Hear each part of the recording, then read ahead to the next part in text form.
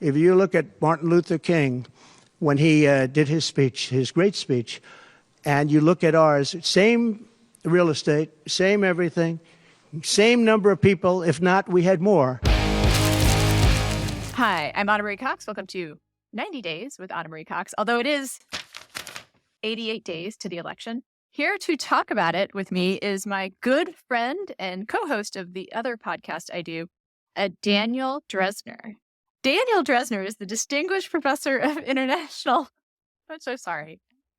You got to keep that in because it's awesome that he is the Distinguished Professor of International Politics at the Fletcher School of Law and Diplomacy at Tufts University.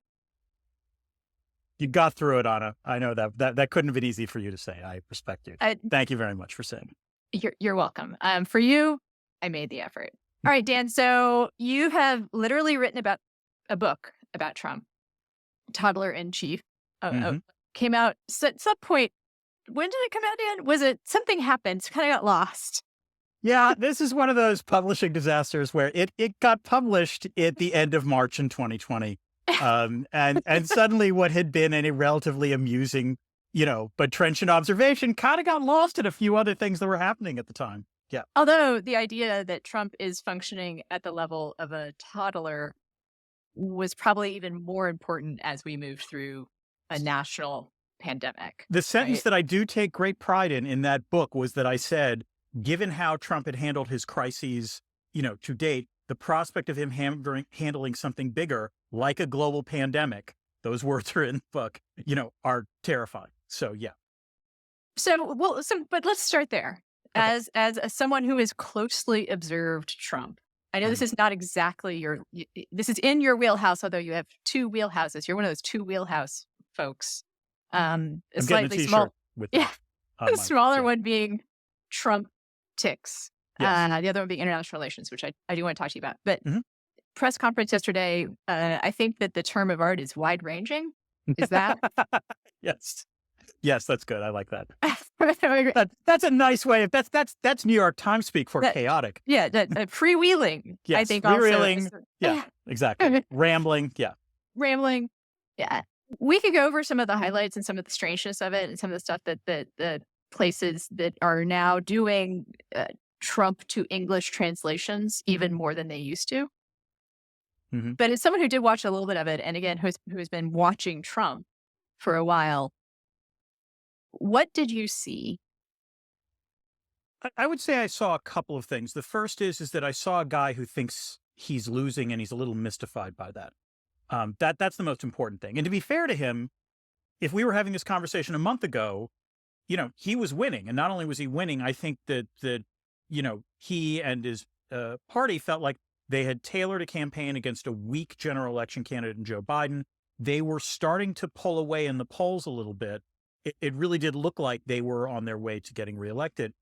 And, essentially the Democrats executed a pivot that no one would have expected the Democrats to be able to pull off with any kind of adroitness, which is they went from Biden to Harris in 24 hours, basically. And as a result, the subsequent polling shows that now Trump is behind. He's not behind by a lot. It's, all still within the margin of error, but obviously he hasn't had a good couple of weeks either, in terms of campaigning. And I think he's basically lost in terms of the attempt to define Kamala Harris. And that I think is a source of real frustration to him. And that came out in the press conference where, he went to all of his old reliables in terms of saying, well, I don't think Kamala is that smart because she's a woman. He didn't say because she's a minority, but that was obviously, there as well. But I will say, the one thing that is always true about Trump is that whether intentionally or not, he always has a few laugh out loud moments. And I actually did laugh out loud in just total shock when he claimed that his January 6th speech at the Ellipse had crowds that were larger than the Martin Luther King "I Have a Dream" speech. I mean, the just sheer bravado and chutzpah to actually try to make that claim, which is just laughable, it's laughable. amusing. It's offensive. It is one of those places where we're caught in this place between appalling and hilarious. Yeah. Where the human instinct is to just laugh, even though Yes. it's also kind of terrifying, right? Oh, Like, 'cause yeah. what he's saying is he sees the January 6th as an equivalent movement, Right. or what? Who knows what he's saying? And that's actually what I really want to drill down on with you Mhm. is, as the observer of Trump, you've written before about how we should be talking more about his cognitive decline. Do you think? Do you see, as someone who's been watching him all this time? Yes, I think I mean, I think there has been some. Like, in some ways, Biden's horrible performance in the June debate actually managed to make everyone forget that it wasn't like Trump was all that more coherent. Trump was okay for about the first half hour, mostly in his ability to lie. But he was speaking in complete sentences. And then actually, as that debate wore on, he became less coherent as well. And, this has been true, throughout Trump's time on the political stage is the way I would put it. But I think it's probably gotten worse since he left office, in no small part because he just doesn't quite have the same support staff that he used to. And also, he's just getting older. The one thing that I noticed was different, and maybe this is not a huge deal, but I noticed this with both the NABJ and yesterday. Do you notice that he's having difficulty hearing? Yeah. Yeah. Yeah, or he says he's having difficulty hearing. Right. Well, that's my point. Yeah. I also don't see him as the 4D chess guy. So some 4D chess people have been like him, Trump saying that he needs you to repeat the question is him like needing more time to think of an answer or something. That's like an old standard trick. I don't think that's, I don't know. No, this is, this quote is in the Toddler in Chief book, but, one of Trump's advisors says, everyone thinks he's playing 4-dimensional chess when actually what he's doing is eating the chess pieces. And yeah, like in both the National Association of Black Journalists event and the press conference yesterday, he couldn't hear a lot of times. I mean, he was complaining about the audio. Now, maybe he does this when he's in a cranky mood, but I haven't heard him constantly ask reporters to repeat their questions before, and that's new. So that's interesting. Yeah. I guess. I think he might really just be starting to be hard of hearing. Right. Which, by the way, the man's 78. Like, there's no shame in that. That's not being hard of hearing is, For us, there's no shame in it. Yes, that's true. Okay. The reason I really wanted to talk to you about your observations of Trump over the years is I don't know if he's substantially worse. Like, I think the worsening has been since the 90s. Like, I don't know if in the past 8 years it's gotten substantially No, worse. I mean, I agree. Like that his it's not ability to obvious. put thoughts together. If you watch those, people should go watch those videos in the 80s where he's answering questions in Incomplete like sentences. I mean, he's not right, just to be clear, but they're complete. He's making an argument. You know what it might be? It also might be that if you compare his campaign riffs from, let's say, 2016 to his campaign riffs in 2024, to put it gently, again, the difference is not so much the style. It's that in 2016, say what you will about what he was saying, he was ranting about the state of the country and arguing that things were going badly. Agreed. Whereas now he's talking about sharks, Anna. And he's talking about the late great Hannibal Lecter, which I will say, as a pop culture fan, drives me around the goddamn bend because there is no Hannibal Lecter that is actually dead. Okay, we have to get this in, which is speaking of fictional worlds and Trump. Yes. And press conferences. Right. Dan, okay, so I get mad at reporters for not asking policy questions at these things, although I do doubt if Trump could answer a policy question if one was asked. I know you also have a specific policy area that you really wish a reporter would get Trump's answer on. Just have them repeat asking until they get him to respond. In fact, you put money down on this. Here it is. $100. I have a $100 bill for any reporter that asks Trump at a press conference or a press availability what his position is on the Sokovia Accords. And for those of you who don't know, the Sokovia Accords is a fake treaty that's in the Marvel Cinematic Universe. It's important. I actually see what would be funny is if he did have a thought out opinion. It actually would be if he actually had a real legitimate answer. If he was like, I'm Team Cap on this Yes. one. Yes. But the point is that we know how Trump actually would respond to this, which is he wouldn't know, but he would say, It's a big thing coming out of China. it's like, we're looking very strongly at that, but I don't know. I mean, if China's for it, then I'm probably going to be against it and so on and so forth. I think the other thing that is more interesting now, and this is, I will give the Kamala Harris campaign some props on this because they're getting into his head about it, is the crowd size thing. Because to be clear, there's not necessarily a huge correlation between the size of crowds that you draw in a campaign and how you actually do in the general election. But Trump clearly cares about this. That was what got Trump, threw Trump off his game at the press conference yesterday. And that is what the Harris campaign and the Harris-Walz campaign is pushing again and again and again. And there does seem to be visual evidence that Harris and Walz are drawing larger crowds than Trump. So he's in this interesting catch-22 where if he doesn't campaign all that much, it's going to get brought up. I mean, there's a point after which people are going to start asking questions about this. But if he does campaign and the crowds that he draws aren't as large as Harris, that's going to come up too, and that's going to drive him around the frickin' bend.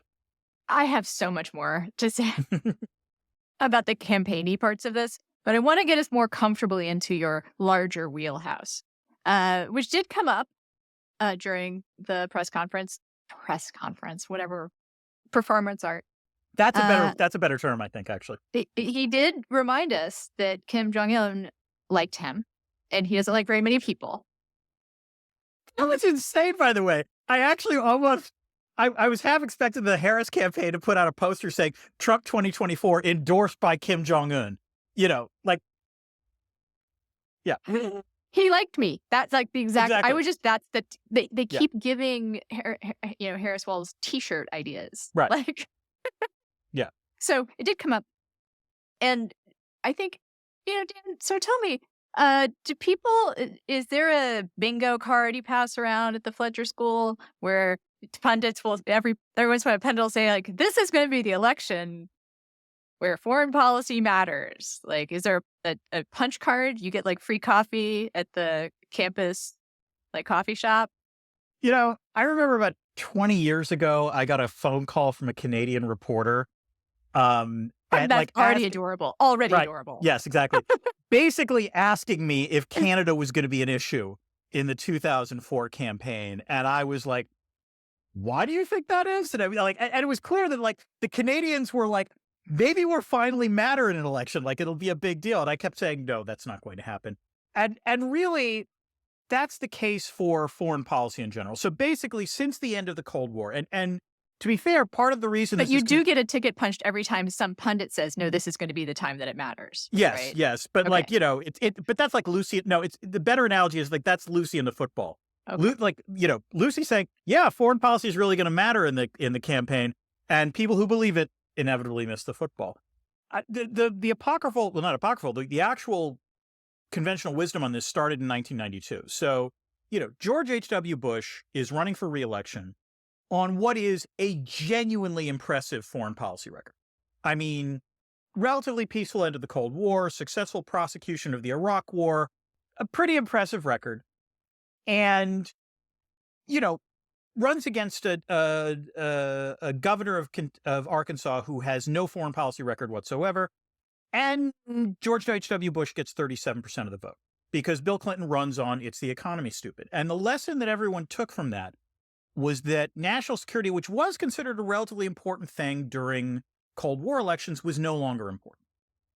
And that really has been the case essentially for most of the post-Cold War era. Maybe 2004 was a mild exception. And you can argue that in the 2008 Democratic primary it mattered. It was one of the reasons why Obama beat Clinton. But in general election campaigns, the general rule for the last 30 plus years has been foreign policy fundamentally does not matter. Now, every time, as you say, every 4 years, someone comes up with, well, maybe this time will be different. Maybe this time. And to be fair, it's a tight election. Every little thing counts. Maybe, we've seen some protests on Israel's invasion of Gaza. Maybe that could be the difference this time. And, if I had the money to buy another computer, I would take my drink and just throw it at the camera now as like a splash of cold water to everyone about how this is not true. We'll add that effect in post. Thank you. I appreciate that. But the truth is that if you take a look at polling that asks voters to rank order what is important, no foreign policy issue gets more than 2%. And indeed, like just generally speaking, it's like, 3 or 4. Now, if you want to include immigration, that's a separate category. Immigration is undoubtedly an important issue. It's a high salience issue. Whether it's a foreign policy issue is a separate question.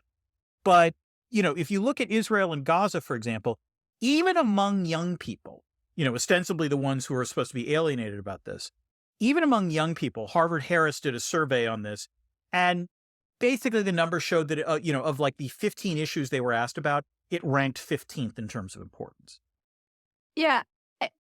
There's been a lot of, I think, you want to throw cold water. The Trump Vance campaign wants to throw everything it can at the wall to see what sticks. And this is one of the things they've been casting about on, right? It's like, oh, this is they're alienated their base. This is also sort of weirdly around the same talking point around Shapiro, right? About why Shapiro wasn't put on the vice presidential ticket. There's just I don't think they know what they're trying to get at by bringing this up. Yeah, it's actually contradictory. I mean, you can't simultaneously claim we're going to have strong Arab support, and by the way, they're anti-Semitic in terms of, not appointing Shapiro. So yeah, they are throwing everything at the wall and not realizing that some of it's contradictory. Right. I have seen it also. There's, I think, on, my current / former colleagues among the media looking for an angle, right? Mm-hmm. In terms of how to write about Harris Walz, and like the happy, joyous, and free warriors is not a fun story to cover. You want to cover dissension. And so they've pointed at this interaction that Harris had with some pro-Palestinian activists. There have been two. That's the thing. There's been an interaction. She had an official like meet up with them and have a conversation. And then there was a protest at a rally. Yeah. The part that's been passed around as proof that this is, really eating at the campaign is where she said, let me speak. There is more to that interaction where it's a little less like dismissive. Mm-hmm. I think she did let them speak and then kind of was like, I need to talk now. And criticism, I think I'm pro fucking shit up. Sorry. I'm in general, as a protester person, as a sympathetic to protesters person, I am in favor of disrupting things. What I want to say is that actually, I think what I've seen on my very online left side is a willingness to like let Harris have some, space on this. Yeah. Weirdly. Well, this is where Harris replacing Biden on the ticket does, again, you understand why it complicates things for Trump. And part of that is that, there are states like Michigan, that's the most important one, where there are significant Arab American populations. And there were polls beginning in the fall of 2023 showing a precipitous drop in Arab support for the Biden-Harris ticket. Because it's now Harris and not Biden, and because, there's been enough stories out there suggesting that Harris might take a slightly more, aggressive position in terms of constraining what the IDF does in Gaza. To be clear, it's a very minor distinction, but it is one. I think what it does is it creates a permission structure for some Arabs who are justifiably annoyed at and angry at what the Biden administration's position has been on this, to say, well, okay, if Harris gets elected, we might see a change in policy that will be more favorable. And again, this cannot be stressed enough. The other problem is that the easy way for the Harris campaign to respond to this is to say, so you really think that Donald Trump is going to be, better on the treatment of Palestinians? I would encourage your listeners, your viewers, I'm not sure which word to use. Audience. Yes, audience. Isaac Schottner did one of his interviews. The New no. Yorkers. Whoa. Yep. Who It's answered the bad. phone? Dan, who answered the phone? The person who answered the phone, hold on, I want to make sure I've gotten the name correct. It is Bishara. Whose universe was somehow Choitnerless? Yes. Bishara Baba, a one-time associate director of a Middle East Policy Institute at the Harvard Kennedy School. who recently launched the group Arab Americans for Trump. Oh. That is an extremely painful interview to read because you are looking at a man desperately trying to argue that it'll actually be better if Trump is elected for Arabs. And just Chotiner goes through everything that Trump has said and done. And this guy's responses it's an exercise in cognitive dissonance. Now, cognitive dissonance is a powerful thing. So I don't doubt there are probably some Americans who will go in that direction. But I don't think it's as many as it was the case if Biden was on the ticket. And so this is, it's going to be tougher for Trump to gain much support. The other obvious question is what happens on the ground. If there actually is a ceasefire that is eventually negotiated, that would probably benefit the Harris ticket as well. Yeah. I think just can't be overstated. The anger, I think we even saw in college campuses. You and I were recording our Space the Nation podcast, our podcast about politics and science fiction, throughout all of that. And the things we talked about, and I also want to remind people, is that wave of protest, while widespread, is still a little bit of an electorate and a little bit of even young people, right? Like it happens at liberal arts colleges where like reporters went and people who read newspapers went, and those kinds of schools get covered. And so while I do feel like there has been a real shift among young people in terms of how the Middle East is perceived and how Israel is perceived in a way that's historic, right? It was never going to be quite the issue that like the Vietnam War was. Yeah. Well, among like, other that's things, why we weren't going to because see 68 probably in Chicago. that's correct. Yeah. I would say a couple things on this. The first is that that's actually one of the biggest reasons why the switch from Biden to Harris is a beneficial one for Democrats. Just because, simply put, Biden's view of Israel is in some ways a generational view. Because to be fair, he came of age during a period when Israel was perceived as the underdog in the Middle East. And Kamala, as we're allowed to embrace her as Gen X, hopefully. Oh, yeah. You know, we have a more, you know, as someone who graduated from a Hebrew high school as well as a secular high school, you know, Israel is a slightly more mixed picture as you know, for those of us who grew up as Gen Xers, because yes, Israel has had to defend itself. There are actors in the Middle East that genuinely want to see Israel as the state disappear. On the other hand, Israel's foreign policy is not unimpeachable. and not been much of an underdog. Yeah, there definitely have not been an underdog in many the last years. 30 years. Yeah. I did want to close on one point where maybe foreign policy will matter. And that is, it's not so much any specific foreign policy issue like Israel and Palestine or the war in Ukraine or what have you. It's more that if you're Trump in Vance, the message you want to send is that the world is on fire and it's no longer a safe place, and therefore you should vote, you know, for Republicans because things were safe when we were running things. Now, all of this is debatable, except the part about the world being on fire, because empirically, it is undeniable there's more conflicts now than at any point since the end of the Cold War. Greater refugee flows than at any point since the end of the Cold War. You can argue that the liberal international order, as we understand it, is unraveling, and this has happened on Joe Biden's watch.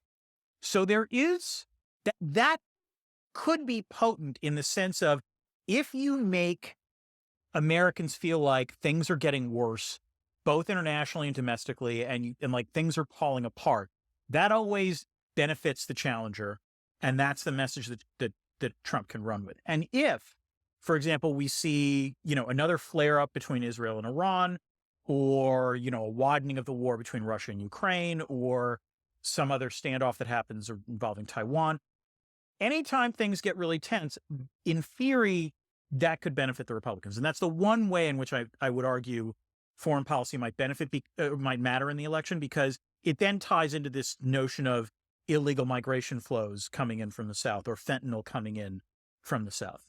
Well, then you've turned it into not foreign policy, but vibes. Right. Exactly. No, it becomes much more. No, you're right. But that's the way that foreign policy can matter. I think this is an important distinction, right? Yeah. Because Yeah. it's actually really literally not policy.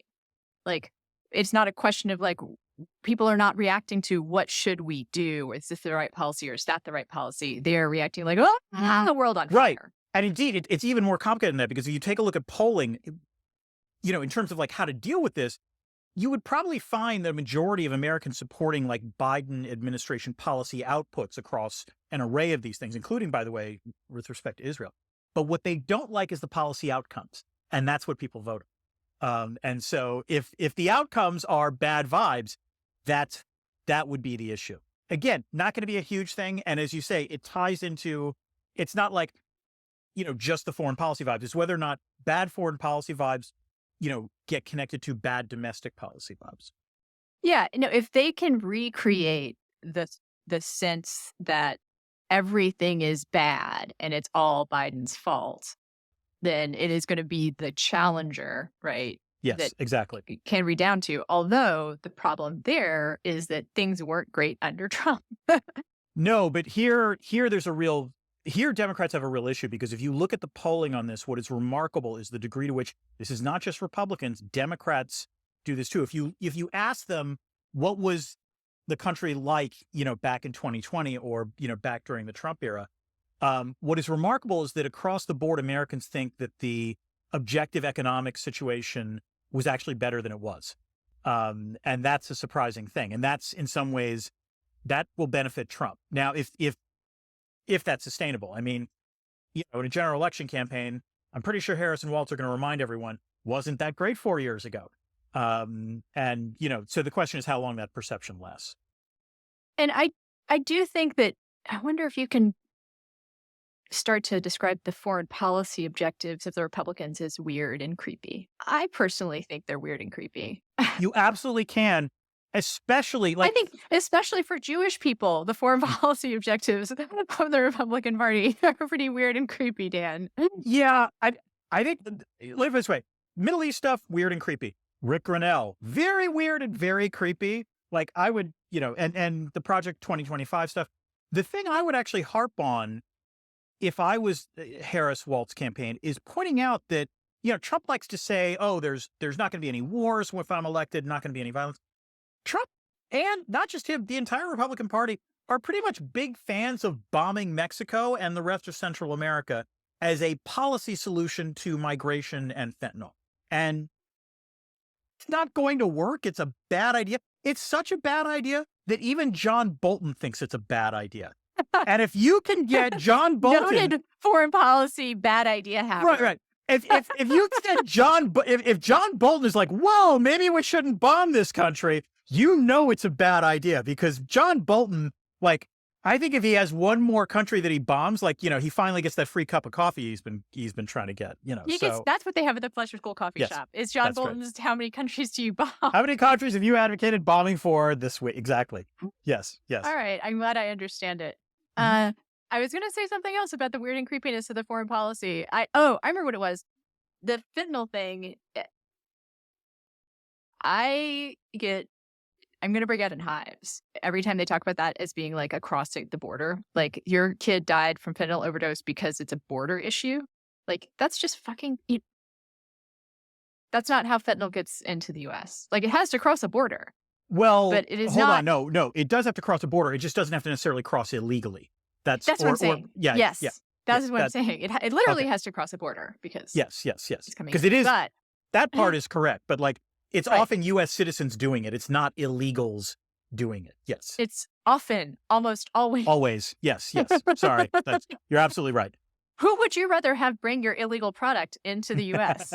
Right. If you're that, you can't do this in the campaign, but for those of you listening, put yourself in the mind of a drug dealer.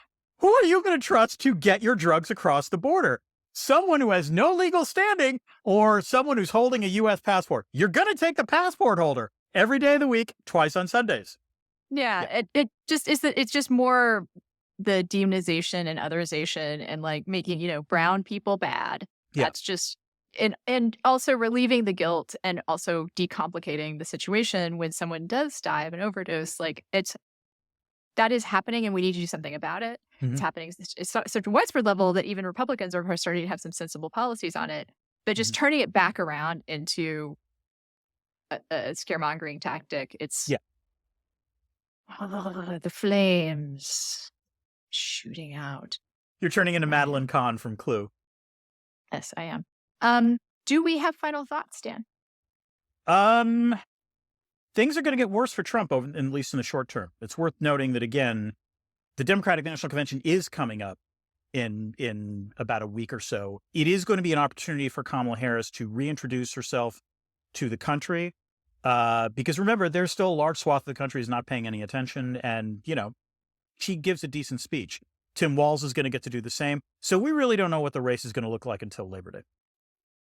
I just want him to give a version, as his convention speech, give a version of him doing in that video where he talks about how to fix your car headlights. I think that would be the perfect convention. Honestly, my favorite video I've seen of Walt so far is the one with his daughter, where he talks about, going on the carnival slingshot. ride. Yes, the slingshot, but also saying, we're going to have some turkey. And she's like, I'm a vegetarian. No. Like, well, the Minnesota turkey's turkey. Yeah, turkey special. I think that'd make another good t-shirt for them. Turkey special. All right. So thanks, Dan, for coming on the show. And this has been 90 Days with Ana Marie Cox. Although it is just 88 days till the election. Go register if you haven't already, folks. And Dan, again, a distinguished professor of international politics at the Fletcher School of Law and Diplomacy at Tufts University. Also my co-host on Space the Nation, which is a podcast about politics and science fiction. If you like this and you like science fiction, you like that. But come back next week where we'll be talking to Beto O'Rourke about, I don't know, who knows? Who's Purdue? Probably.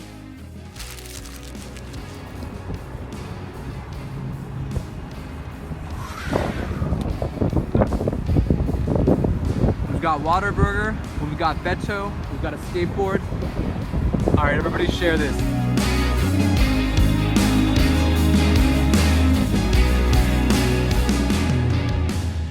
Hey, thanks for coming along on this journey on our second step of it.